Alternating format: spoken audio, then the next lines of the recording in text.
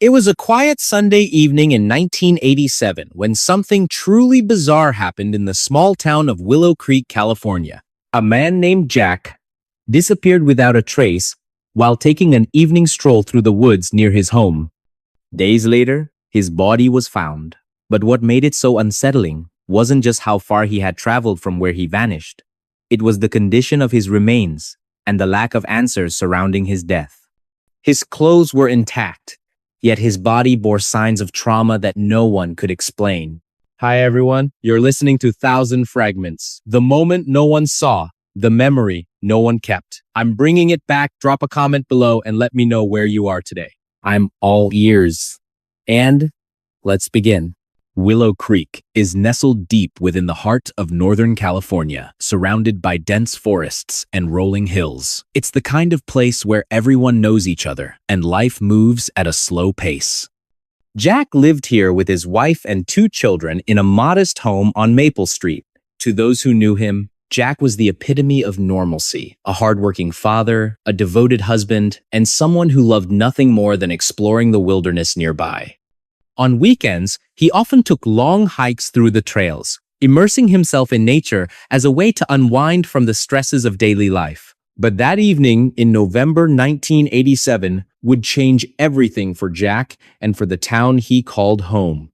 The day began like any other. After dinner, Jack told his family he was going out for a quick walk before bed. He slipped into his favorite leather jacket, grabbed a flashlight, and stepped outside into the crisp autumn air. His wife waved goodbye, assuming he'd be back within an hour or so. But as the hours ticked by, worry crept in. By midnight, she realized something was wrong and called the sheriff's office. When deputies arrived, they quickly organized a search party consisting of neighbors, friends, and local volunteers. The forest was pitch black, illuminated only by flashlights and moonlight filtering through the canopy. Despite their best efforts, there was no sign of Jack. As days turned into weeks, theories swirled around the community. Some suggested foul play, perhaps Jack had stumbled upon something dangerous during his walk. Others believed he might have wandered off too far, disoriented in the dark. But none of these explanations seemed plausible once his body was discovered nearly 3 miles away from where he disappeared. What shocked investigators even more was the state of his remains. His clothing remained undisturbed, but his body showed clear signs of physical violence, broken bones, bruising, and cuts that didn't match typical wildlife attacks. It was as if whoever or whatever took Jack wanted to leave behind cryptic clues rather than definitive answers. Let's rewind to understand the man behind the mystery. Jack was a well-liked figure in Willow Creek, known for his calm demeanor and love for adventure. At 45 years old, he worked as a carpenter during the week, but spent most of his free time outdoors. Friends described him as physically fit, capable, and confident in the wilderness. Yet, despite his experience, Jack seemed unusually restless leading up to that fateful night. According to his wife, he mentioned feeling watched several times over the past few months, though he couldn't pinpoint why. She dismissed it as stress, attributing it to long hours at work and financial pressures. Little did she know, this feeling of being observed would soon become chillingly relevant. Back to the present. Investigators pored over evidence collected from the scene. Footprints matching Jack's boots were found leading away from the house, but after about half a mile, they abruptly stopped. There were no signs of struggle, no blood trails, nothing to indicate anything unusual until his body was discovered weeks later. One detail stood out above the rest, a strand of hair tangled in a bush near the trail. DNA testing confirmed it belonged to Jack, but further analysis revealed traces of an unknown substance embedded in the strands. Was this residue contamination? Or could it point towards something else entirely? Public fascination with the case grew exponentially thanks to burgeoning true crime podcasts and documentaries. Among them was Time's Whispers in the Woods*, hosted by investigative journalist Linda Hayes. Each episode combined archival footage, expert analysis, and newly uncovered evidence to paint a vivid picture of events surrounding that fateful night. Listeners became armchair detectives, debating theories ranging from elaborate hoaxes to tragic accidents. During one particularly heated discussion forum, a listener named Brian Carter posed a thought-provoking question. What if Jack wasn't taken by human hands? What if there's another explanation altogether? This theory sent shockwaves through the true crime community, drawing both admiration and skepticism. Fast forward to 2010, and advancements in forensic technology offered new hope. A team led by Dr. Emily Grant, a renowned forensic psychologist, revisited old evidence using cutting-edge techniques unavailable during the initial investigation. One breakthrough involved analyzing fibers found under Jack's fingernails. Results revealed microscopic particles resembling pollen, but originating from plants not native to California. These findings prompted renewed scrutiny of similar cases across the United States. Could Jack's disappearance represent part of a broader pattern? Investigators identified potential links to other unsolved disappearances in remote areas, sparking debates about supernatural phenomena or even extraterrestrial involvement. Meanwhile, public interest in Jack's story reached unprecedented levels.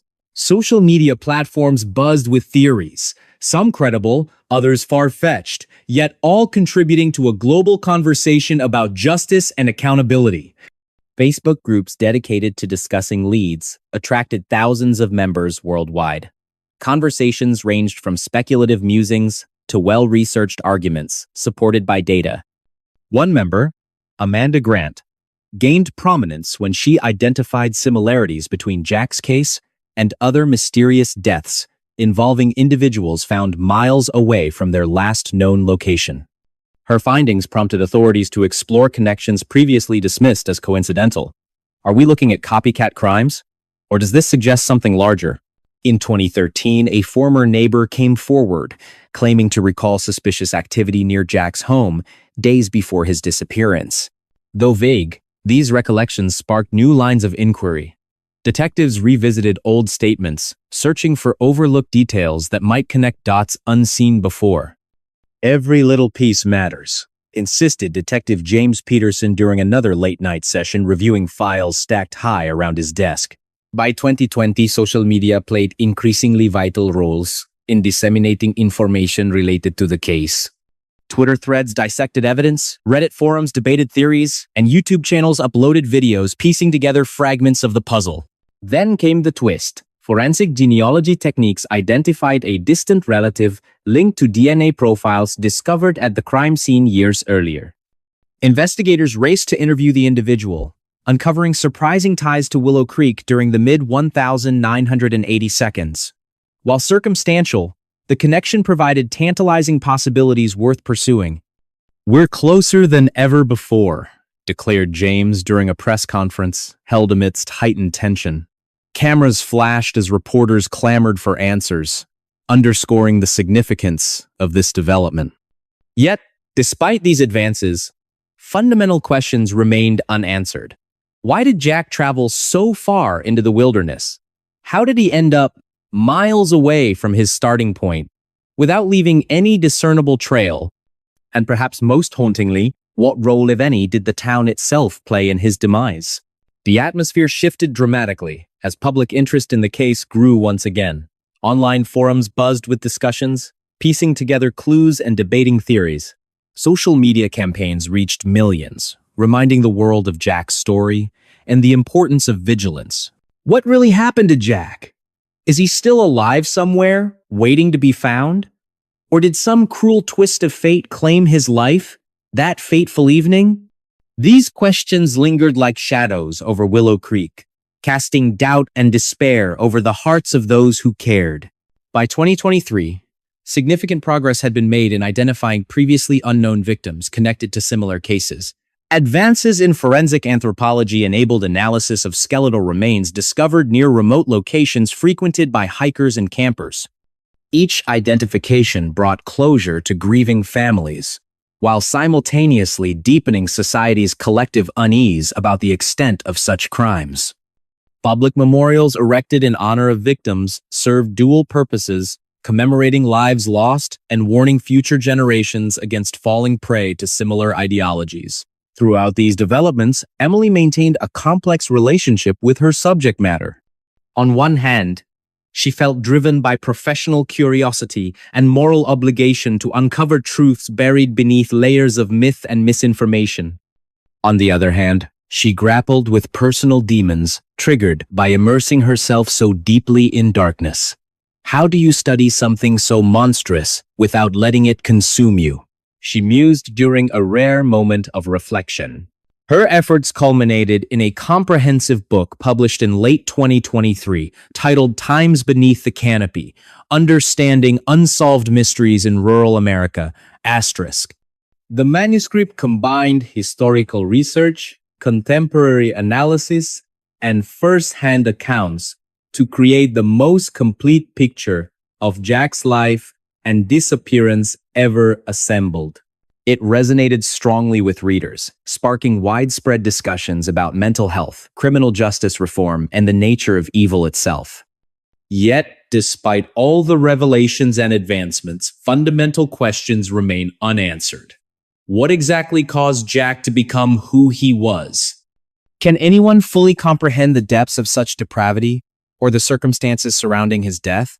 And perhaps most importantly, how do we prevent future generations from producing similar tragedies? These queries weigh heavily over the conclusion of our narrative, reminding us that while much has been learned since Jack's time, much remains mysterious. For every answer uncovered, new mysteries arise. As Emily puts it poignantly during a final interview, we may never fully understand Jack or anyone like him, but understanding ourselves better might help stop others from following in his footsteps. So, as we close this chapter of exploration into one man's descent into chaos, let us also consider what lessons it holds for humanity moving forward. Because only by confronting our darkest fears can we hope to illuminate paths toward light and redemption. Or will the shadows always hold sway, reminding us of the limits of human understanding? Now, imagine yourself walking through your neighborhood after hearing this tale. Who knows what secrets lie beneath the surface? And remember, while stories like Jack's may terrify us, they also remind us of our capacity to overcome adversity. Because in the end, it isn't the darkness that defines us, it's how we choose to respond to it. Do you believe the case will ever be fully solved? Or does its identity remain forever shrouded in darkness? As we ponder these questions, let us remember the life touched and tragically ended by this horrific act. Because only by honoring his memory can we hope to move forward, armed with knowledge and fortified by compassion. And that was another story lost in time. But stay with me, because there's still more waiting in the shadows. What do you think happened to Jack? Let me know in the comments below. Your thoughts matter, and they shape the stories I share next. So go ahead, type it out, and hit send. I'll see you there.